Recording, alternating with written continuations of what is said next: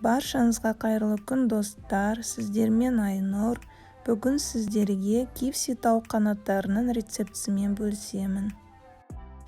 Бізге қажетті ингредиенттер: тауық қанаттары, су, сұйық май, тұз, бұрыш, қара бұрыш, қызыл бұрыш, имбирь, әртүрлі дәмдеуіштер қажет. Ең алдымен тауық қанаттарын дайындап аламыз. Осылай ұшағын кесіп алып тастаймыз және де осылайынан видеода көрсетілгендей екіге бөлемін. Барлығын осылай дайындап шығамыз.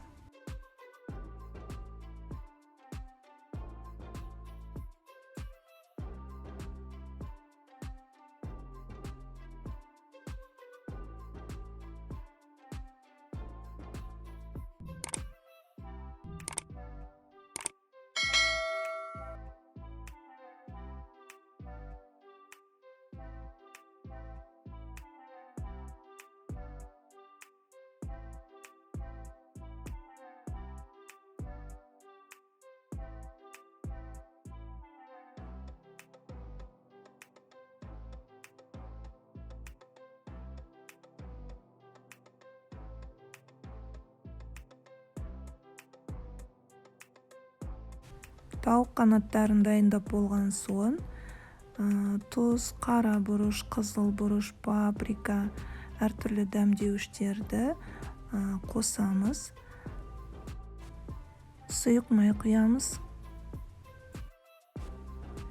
Енді салқын су құйып, араластырамыз. Және де кемінде 2 сағатқа қойып қоюымыз қажет. Мен тоңазытқышқа қойып қоям. Және де 1 күнге қойып қойсаңыздар да болады. Сол кезде маринад жақсы сіңеді.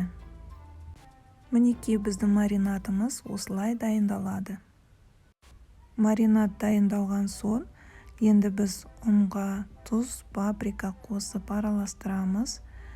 Бұл бізде кляр деп аталады.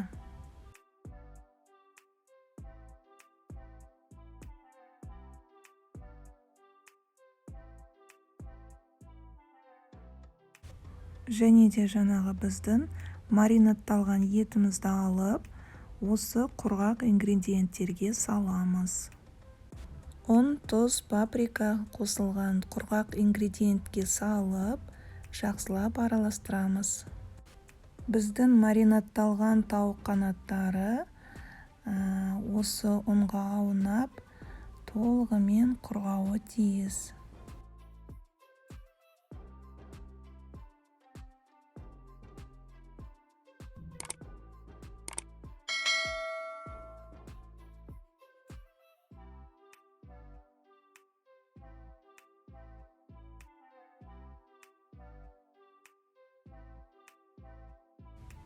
Ал енді сұйық клярды дайындаймыз. Ол үшін ыдысқа 1 немесе 2 жұмыртқа саламыз, тұз саламыз, және де кішкене су құямыз, және де ұн саламыз. Жақсылап араластырамыз. Кішкене 2-3 қасық су құю қажет. Жақсылап араластырамыз. Бізде осындай сұйық масса шығу керек.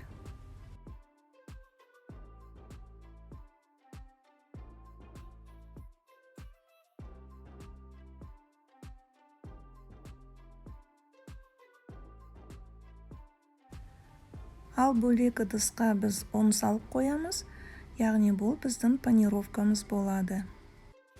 Ал енді біздің қызып тұрған майға осы тауық қанаттарын алдыменен сұйық клярға аунатамыз.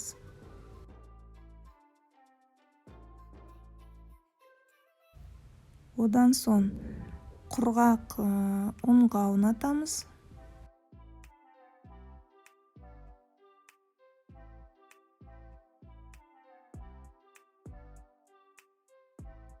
Және де қатты қызып тұрған майға саламыз.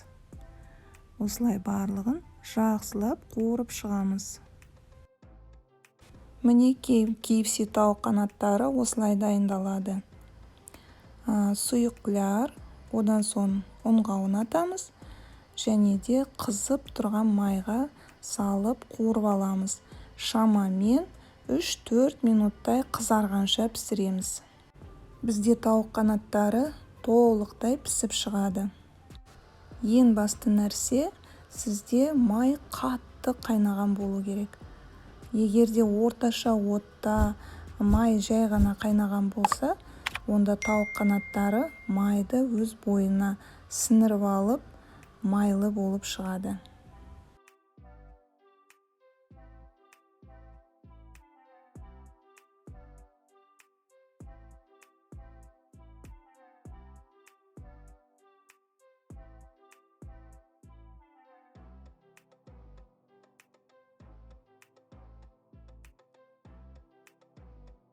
Мінекей достар, бізде осындай болып шықты.